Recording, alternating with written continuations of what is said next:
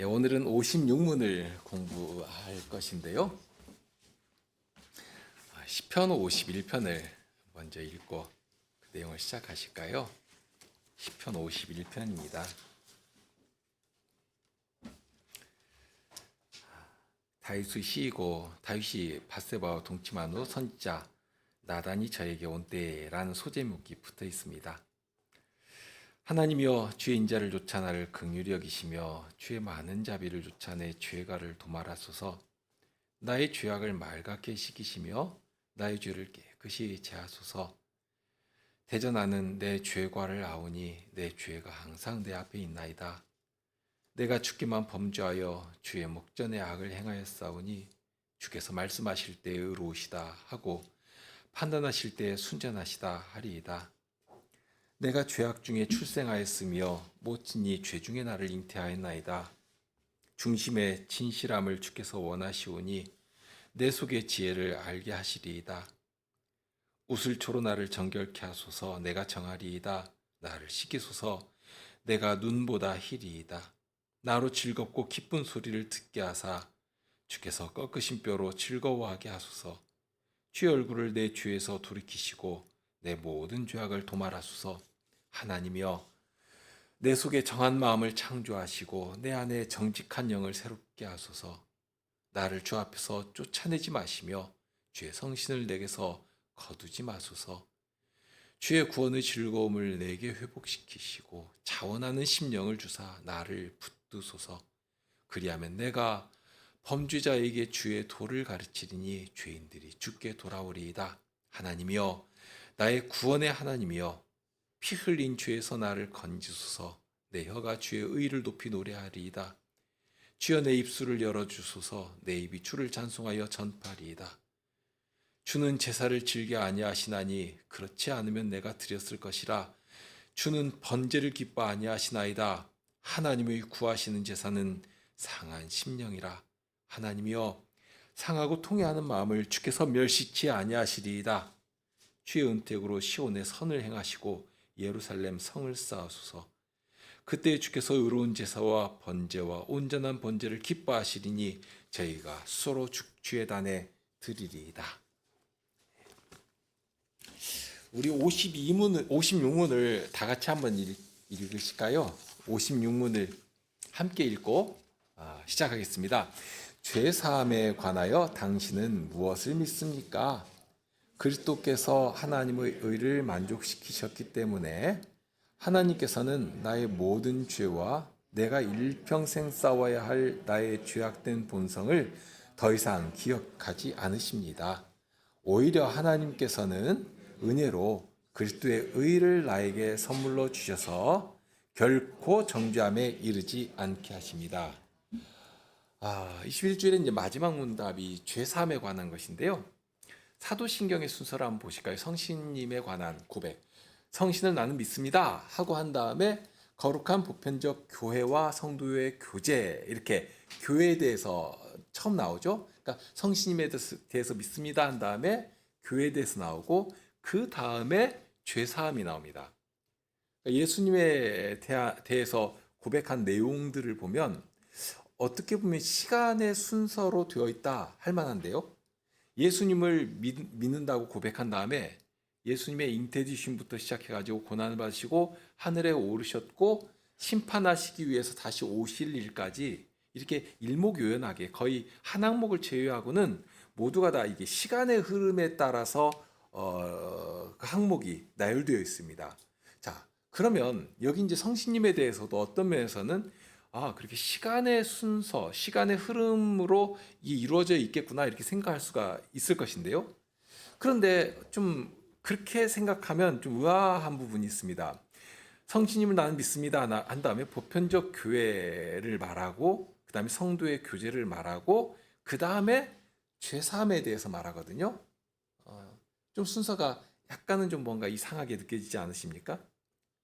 이제 뭐 어떤 부분인가 하면 우리는 이제 보편적으로 먼저 이제 복음을 듣고 그다음에 회개하고 믿고 그런 후에 이제 교회에 들어온다 이런 생각을 하기가 참 쉽습니다. 보통 그렇게 이제 인식을 하죠.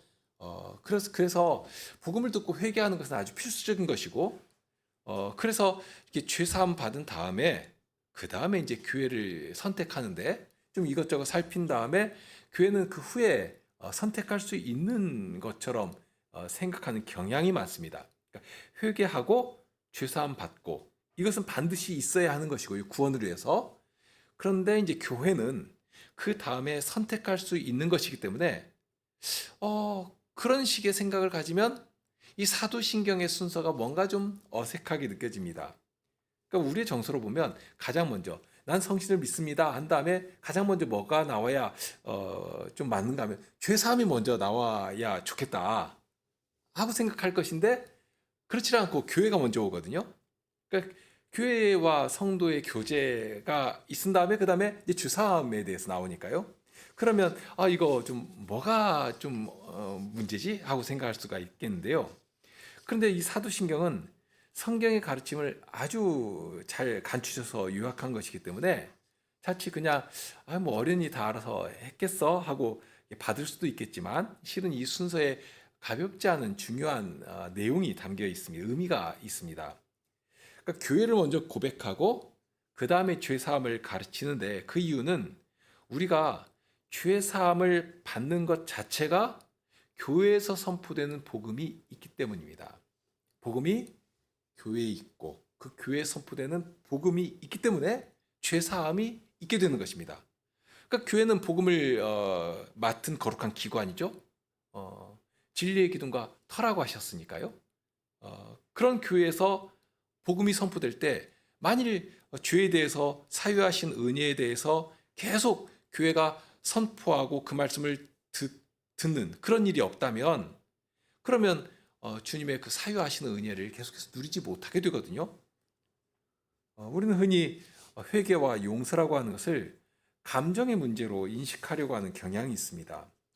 회개할 때에도 무엇인가 내 마음에서부터 이렇게 뜨거운 것이 막 울컥 이렇게 올라오고 그리고 감정적으로 무엇인가 이렇게 격한 것이 있어서 이게 해소되면 그것이 마치 회개한 것 같은 느낌이 들고 그렇지 않고 뭔가 뜨거운 것이 없으면 남아있는 것처럼 여겨지고 뭔가 좀 이렇게 껄쩍지근하니 그렇게 아직 개운치 않은 그러니까 죄사함에 대해서도 약간 그런 감정의 문제로 접근하려고 하는 그런 경향이 또 정서가 우리에게 있습니다. 우리가 이제 여기서 주의할 점은 하나님께서는 감정의 문제로 죄를 용서해 주시는 것이 아니라 하는 것입니다. 이 진리의 선포로 죄를 용서하신다 하는 사실을 선포하며 믿도록 하십니다. 그러니까 죄 용서는 하나님께서 일방적으로 주시는 은혜 행위입니다.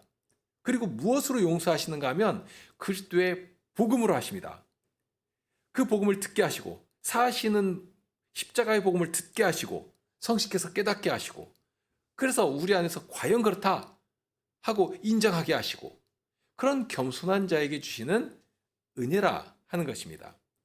그러니까 이것은 하나로 묶어서 말씀을 드리면 예수님의 복음이 선포될 때 그 말씀을 듣고 그 말씀 앞에서 자신의 죄를 발견하게 되겠죠? 그리고 자신의 죄를 회개하고 그런 회개한 자에게 주시는 은혜가 바로 죄사함이라는 것입니다. 그렇기 때문에 이 사유하시는 죄를 용서해 주시는 은혜를 받기 위해서는 반드시 어디에 있어야 하는가? 말씀이 선포된 자리에 있어야 하는 것입니다. 그러니까 말씀이 선포되는 자리에 이른다 하는 것이 그만큼 중요합니다.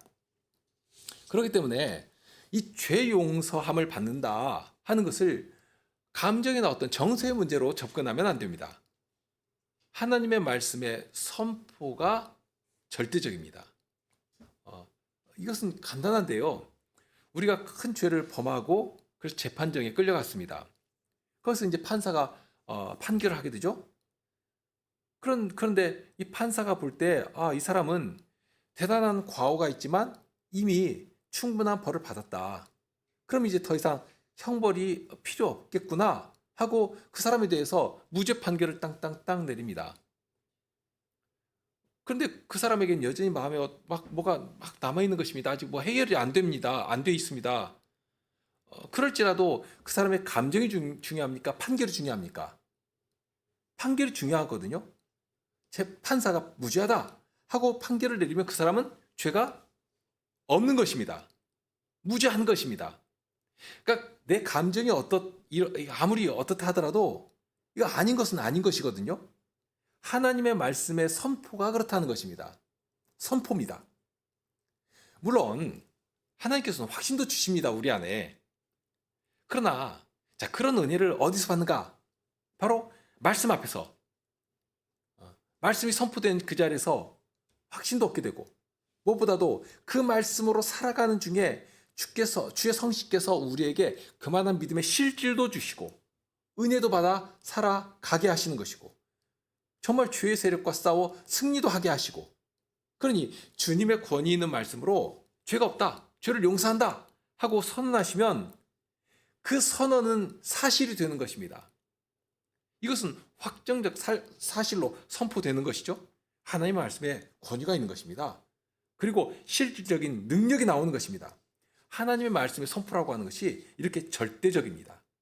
그렇기 때문에 말씀의 기관으로 세우신 교회가 힘을 다해서 복음을 전하고 선포하고 그럴 때 거기에서 죄 용서해 주시는 하나님의 은혜가 권위 있고 능력 있게 행사되어 나가는 것입니다. 다만 그렇다고 해서 교회가 죄를 용서할 권능이 있어가지고 그 권능을 자체적으로 행사하는 것은 결코 아닙니다. 교회는 위탁받은 기관입니다. 받아서 전하는 것입니다. 하나님께서 우리의 죄 또는 나에게 있는 허물과 약함이 있지 않습니까? 일평생 싸워야 할 나의 죄의 본성이 있습니다. 그 사실을 말씀은 늘 지적하시거든요.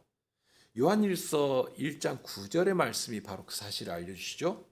만약 우리가 우리 죄를 자백하면 저는 미쁘시고 의로우사 우리 죄를 사하시며 모든 불의에서 우리를 깨끗게 하실 것이요. 처음에 우리 죄를 자백하면 그죠? 사도가 너의 죄를 자백해라 이렇게 말씀하실 때는 거기에 우리에게 있는 한계가 이렇게 전제되어 있는 것입니다. 구원받았다고 해서 법정적인 선언으로서 의롭다 거룩하다 하고 선포되었다고 해서 그의 본성 자체가 또는 육체의 약함까지라도 모두 해소되고 의로운 상태로 변화되는 것은 아닙니다. 분명 하나님의 사랑하심을 입은 성도들입니다. 지금 요한일서의 서신을 받는 요한 사도가 나의 자녀들아 하고 부르고 있는데 그럼 그 성도들이 모두 그렇게 정말 나의 자녀들아 하고 이게 불림을 받을 만한 그런 위치, 도덕적 상태에 있는가? 선한 행실 가운데 살아가고 있는가? 그렇게 되어 있지 않은 자들입니다. 그럴지라도 그런 약함이 있을지라도 여전히 힘써 싸워야 할 육체의 정욕이 꿈틀거리고 있을지라도 그들을 향해서 사랑하는 자들아, 거룩한 성도들아 하고 부르시는 것입니다. 다만 그들에게 약함이 있으니까 그것을 그냥 없는 것처럼 하지 말고 또는 좀 어떤 무디어지는 것이 있지 않습니까? 살다 보면 뭐 이거 해도 안 돼. 어쩔 수 있나? 하고 그냥 무감각하게 되는 대로 살아가지 말고 항상 그리스도로 배워가게 하셨으니까 그리스도의 성품에까지 자라나도록 하셨으니까 그 일을 교회를 통해서 말씀을 전하게 하시고 듣도록 하시고 그렇게 되면 오늘 들려주시는 그 말씀이 마치 신경을 따라 흐르는 뉴런과 같이 혹은 혈관을 따라 흐르는 피와 같이 그렇게 나를 자극시켜 주시고 에너지를 공급해 주시고 하시니까 그 자양분을 공급받아서 그리스도를 닮아가게 내 혈관 속에 흐르는 그리스도의 말씀이 그 말씀으로 인해서 그리스도를 닮아가도록 하는 이 땅에 우리를 두신 목적이 거기에 있는 것이죠. 그러니까 구원받고 그냥 천당으로 쑥 데려가시는 것이 아니라 그렇게 하면 참 좋겠다 이렇게 생각할 수도 있겠지만요. 이 땅에 두시고 해야 할 일이 있으니까 그 일을 맡겨주신 것입니다. 그리스도께서 하실 일이 있기 때문에 2000년 전에 지상에서 머물면서 그 일을 다 하셨지 않습니까? 그랬던 것처럼 이제는 우리를 이 땅에 살도록 하시면서 그렇게 그리스도께서 꼭 해야 할 일을 우리에게 이렇게 맡기시고 그 일을 하도록 하시는 것입니다. 그 중에 하나가 바로 이것인데요. 죄와 싸우는 것입니다. 전에는 죄와 싸우면 100점 100패입니다. 그런데 이제는 하나님의 백성이 되었습니다. 주의 군병이 되었죠? 그렇다면 우리가 죄와 싸우고 세상과 싸우고 그렇게 싸운 결과 무엇이 나오기를 기대하시겠는가? 하나님께서 이 큰 구원을 주셨으니까 하나님께서 그걸 기대하지 않으시겠습니까? 어디 한번 구원의 실질이 있는가 보자 하고 우리 곁에서 항상 우리와 함께 하시면서 말씀으로 대적하고 싸우게 하시고 그래서 그 말씀으로 승리하는 모습을 보기를 바라시는 것입니다.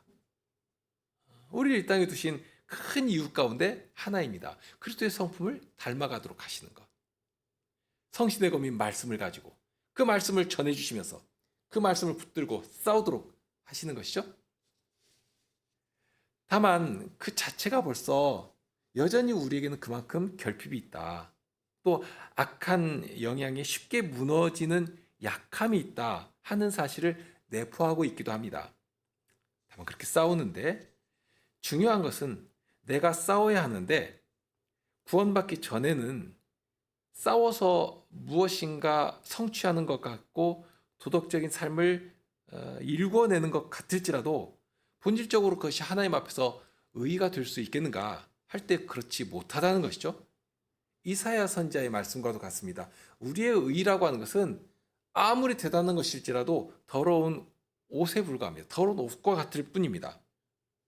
하나님 앞에 들이밀면 정말 추하고 더럽기 그러니까 이루 말할 수 없게 되는 것인데요. 말씀으로 그것을 깨닫게 되는 것입니다. 동네에서 아주 그 양아치가 서로 힘을 겨루면서 네가 세니 내가 세니 하고 있는데 거기에 타이슨 같은 사람이 탁 하니 오면 동네 양아치들은 아무 소리도 못하고 그냥 고개 숙이고 도망가지 않겠습니까? 숲에서 여우끼리 싸우는데 막 시베리아 호랑이가 딱 그냥 크랑하고 나타나서 앞발을 척하니 들면 거기 실컷 힘자랑하던 그 여우들이 정말 똥이라도 지리고 도망가 버리는 그런 것인데 그런 것입니다. 인간의 힘이나 우리의 의라고 하는 것이 우리끼리 있으니까 네 잘나니 내 잘나니 하는 것이지만 절대 의를 요구하시는 하나님 앞에 가면 하나님께서 어디 한번 보자 하고 말씀하시면 하나님의 의의 기준 앞에 가면 무슨 내놓을 것이 있습니까? 자랑할 것이 있습니까? 아무 할 말이 없고 정말 부끄러워서 숨을 생각부터 하게 될 것입니다. 그런데 우리의 의의를 내놓도록 하지 않으셨거든요. 오히려 하나님께서 우리의 의의가 되어주신다 하고 말씀하십니다. 예수님께서 우리의 의의가 되어주셔서 하나님께서는 우리를 예수님 안에서 보시고 우리는 예수님 안에서 하나님께로 나아가고 그리고 예수님께서는 영원토록 하나님 우편에서 우리의 대언자가 되어주시고 우리를 위해서 간구해 주시고 그러니 우리가 이 예수님으로 말미암아서 하나님 앞에 아주 담대히 나아가게 되는 것입니다. 그러므로 우리에게 큰 대지장이 있으니 승천하신 자 곧 하나님 아들 예수시라. 우리가 믿는 도리를 굳게 잡을지어다. 우리에게 있는 대제사장은 우리 연약함을 채울하지 아니한 자가 아니요 모든 일에 우리와 한결같이 시험을 받은 자로 돼 죄는 없으시니라.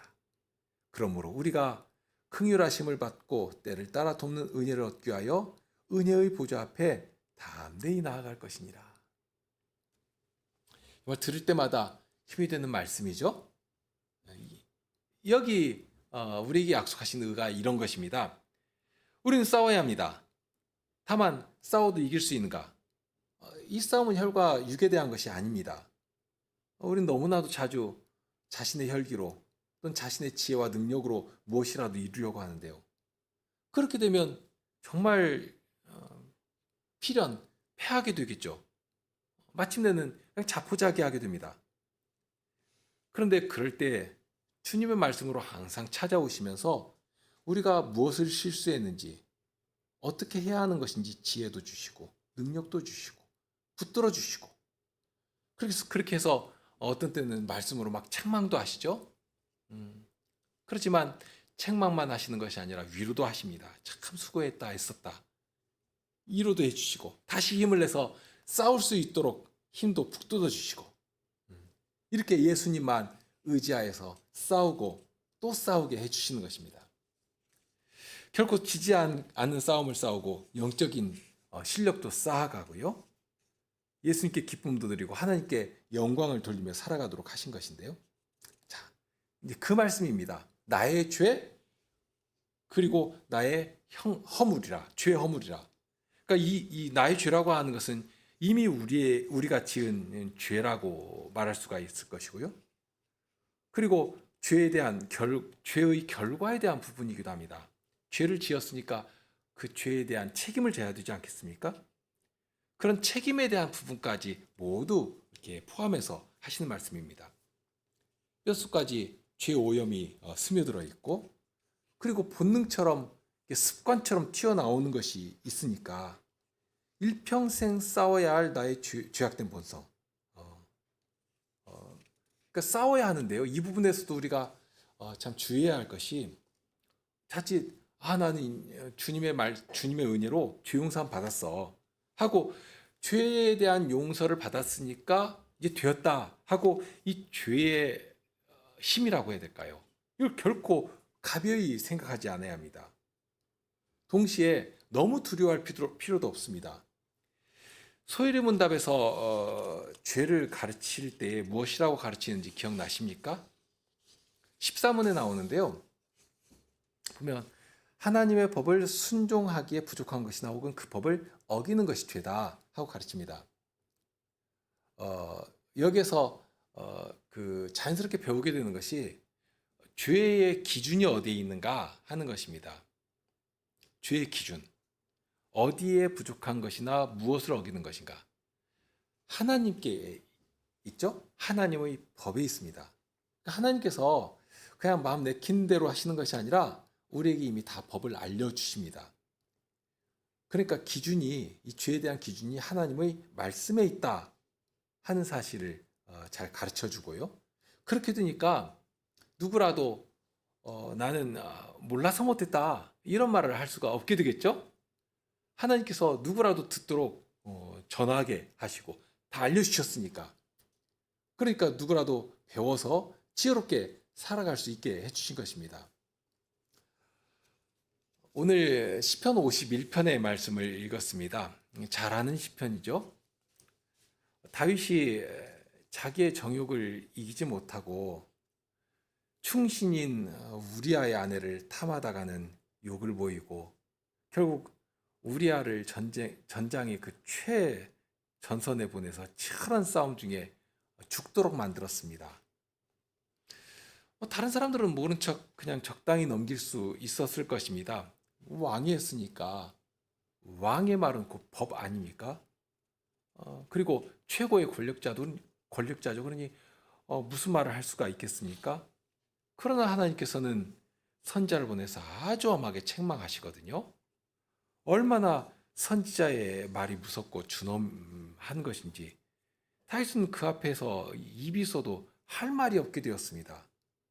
사실 한마디 하긴 했는데 내가 여호와께 범죄했습니다 하고서는 그 이상의 말을 하지를 못했습니다.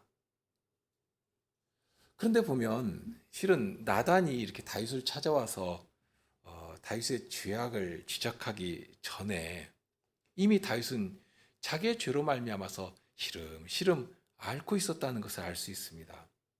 그에 대한 고백이 시편 32편에 잘 드러나고 있거든요. 32편 3절 4절을 보면 내가 토설치 아니할 때 종일 신음함으로 내 뼈가 쇠하였나이다. 주의 손이 주야로 나를 누르시오니 내 진액이 화하여 여름 가물에 마름같이 되었나이다. 그러니까 이미 나단 선자를 보내서 다윗의 죄를 책망하기 전부터 이랬다는 것입니다. 정말로 죄의 무게는 사람을 짓눌러 버립니다. 마치 막 기름 짜는 틀 속에다 놓고서 막 눌러서 진액이 빠지도록 만들어 버리는, 얼마나 두려운 것인지. 이 죄의 무게와 죄가 책임을 요구할 때는 그렇게 두려운 것이거든요. 예수님께서 겟세마네 동산에서 기도하실 때 무엇 때문에 그렇게 땀이 흐르는 피처럼 되도록 그렇게 기도하셨겠는가? 죄의 두려움과 무게라고 하는 것은 신성을 가지신 예수님이실지라도 그냥 가볍게 지실 수가 없는 것이었습니다. 예수님은 신성을 가지셨으니까 우리와 달리 뭐 좀 가볍겠지. 정말 천만의 말씀입니다. 오히려 죄가 어떠한 것을 아시기 때문에 우리가 상상한 것보다도 비교할 수 없이 더 무겁고 더 두렵게 그 죄의 짐을 지고 가신 것입니다. 아시기 때문에 그런 것입니다. 다윗이 비록 자기 정욕을 이기지 못해서 그런 끔찍한 범죄를 저질렀고, 그래도 왕이니까 누가 한 사람 뭐라 할 수도 없는 것이고, 누가 가서 왕에게 이러니 저러니 말할 수 있겠습니까? 그럴지라도 다윗은 그 죄의 그 책임과 요구, 그러니까 이 일이 사람들 앞에서는 숨길 수 있고 사람들은 그냥 대강 덮을 수 있을지 몰라도 이 일이 하나님 앞에 발각된다면 어떻게 될까? 하나님께서 나에게 책임을 물으신다면 어떻게 될 것인가? 그 두려움에 시름시름 앓는 것입니다. 다윗은 일생에 크게 두 번을 하나님께 책망을 받았는데요. 처음 사건이 바로 이것입니다. 다른 것 다 잘했을지라도 다 잘했으니까 공과를 비교해가지고 공이 크니까 정말 잘했으니까 잘못한 것은 그냥 덮어두겠다. 이것은 사람의 방식입니다. 다윗도 그 사실을 아는 것이죠. 지금 자기를 거기 왕위 자리에 세우신 참된 왕이 누구신가? 그런데 그런 하나님 앞에 지금 죄를 지었단 말입니다. 우리아에게 잘못한 것 있습니다. 밧세바에게 잘못한 것 있습니다. 그의 생명을 빼앗고 그의 아내를 범했으니 얼마나 큰 범죄입니까? 그런데 사람 우리아와 사람 밧세바에게 범한 그 죄보다도 더 크게 다가오는 것이 하나님의 책망입니다. 하나님께서 이 일을 다 보고 계시는데 죄의 유혹을 따라서 쫓아갈 때는 참 인생 좋았죠. 그런데 하나님께서 이 일을 책문하신다면 어떻게 할 것인가? 상상이 안 되는 것입니다. 죽음으로 대신할 수 있는가? 죽음으로도 감당이 안 되는 것이죠. 단순히 사람에게는 왕이 범죄한 것이니까 적당히 덮고 넘어갈 수 있을지 모르지만 하나님께서는 그런 식으로 적당히 덮고 넘어가지 않는 분이시다 하는 것을 아는 것이죠. 다윗은 그것을 알았기 때문에 하나님 앞에서 숨이 쉬어지질 않는 것입니다. 숨길수록 더 무겁고 시간이 흐를수록 더 무섭게 다윗을 옥죄어오고 짓누르는 것입니다. 아마도 나단이 와서 책망을 할 때 다윗은 비로소 숨을 쉴 수 있었을 것입니다.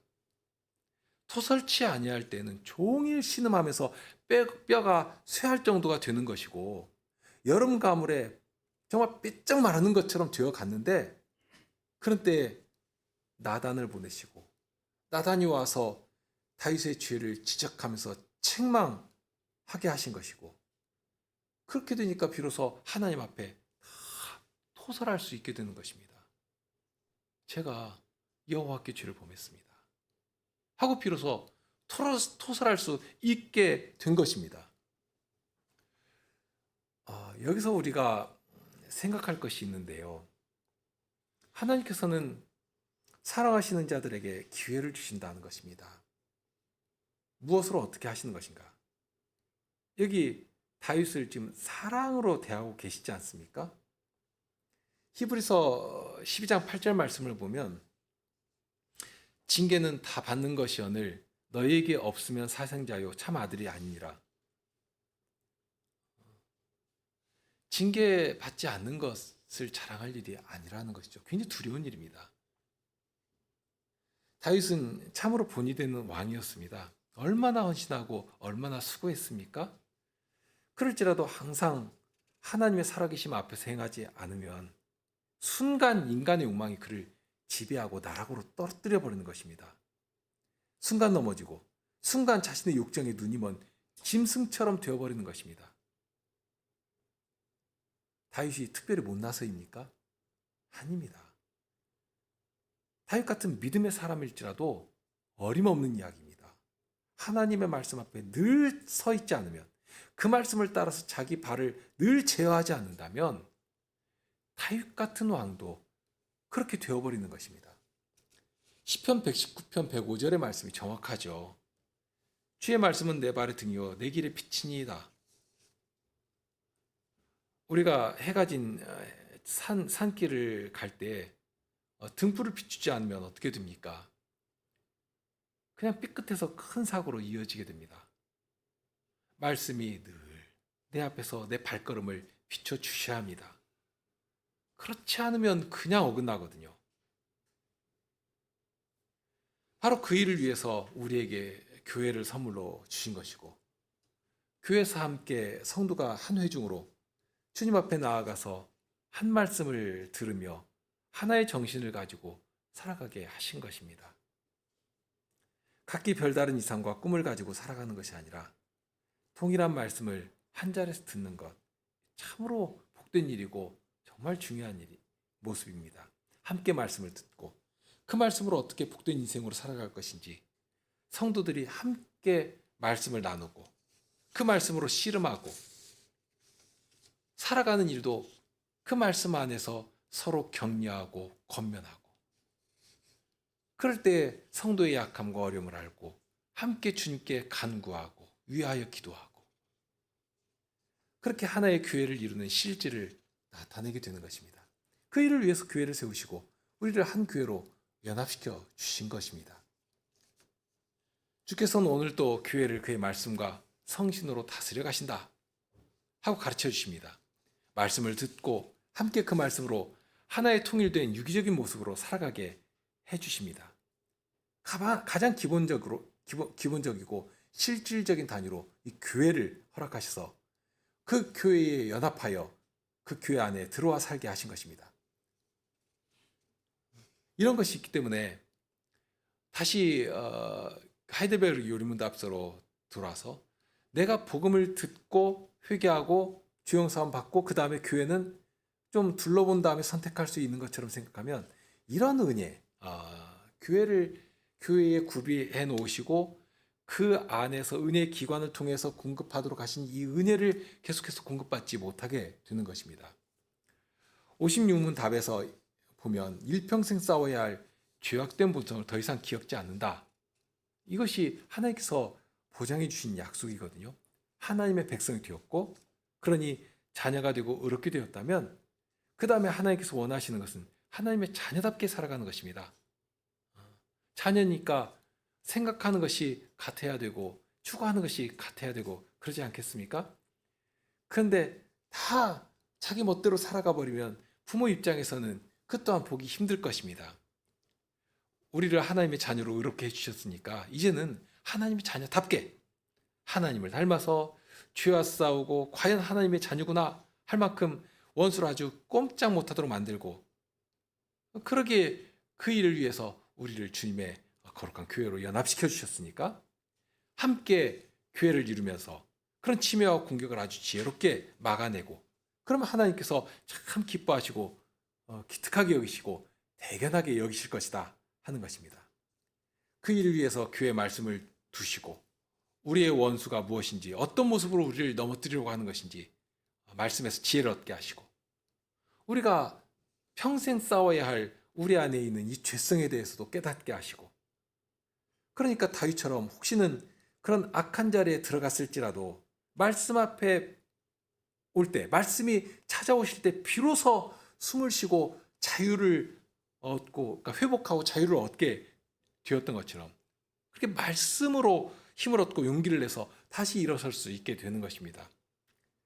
그렇게 죄와 싸우고 죄악된 본성을 거슬러서 거룩한 품성을 이루도록 기회를 주신 것이고, 그래서 결국에는 정죄함에 이르지 않도록 하나님께서 한번 택하신 자는 결코 잃어버리지 않으신다 하는 이 약속을 신실하게 이루시는 실질을 이 교회를 통해서 나타내고 누리며 살아가도록 해 주신 것입니다. 우리 함께 기도하실까요? 자비하신 주님께서는 이 땅에 거룩한 교회를 세우시되 오늘 또 살아계신 말씀으로 저희를 찾아오셔서 그 말씀을 사용하시는 성신님을 조차 그리스도의 거룩한 성품을 닮아가도록 해 주셨습니다. 세상의 유혹도 굉장히 집요하고 거친 것이지만 무엇보다도 저희 안에 있는 이 죄 욕망이라고 하는 것이 결코 저희들 스스로 이겨낼 수가 없는 것을 알고 있사옵니다. 그런 저희를 말씀으로 찾아오시고 권면하시고 격려하시고 위로하시고 회복하도록 하십니다. 오늘도 주님의 말씀으로 저희들이 마땅히 싸워야 할 대상이 어떠한 것인지, 주님의 말씀이 주시는 위로와 구원의 능력이 어떠한 것인지 이것을 생각하게 하셨습니다. 이제 주님께서 파송하여 보내신 그 자리에 나아가서 저희는 주님의 말씀을 의지하고 살아갈 것입니다. 저희는 약한 자들이기 때문에 주님께서 늘 이 말씀을 생각나게 하시고 기억하게 하시고 또 지혜롭게 사용하셔서 정말 필요한 자리에 적용도 하게 하시고, 그리하여서 저희가 어디에서라도 정말 말씀으로 승리할 수 있었다 하는 그 고백을 할 수 있는 그런 성도들이 되게 하여 주옵소서. 우리 주님 예수 그리스도 이름으로 기도합나이다. 아멘.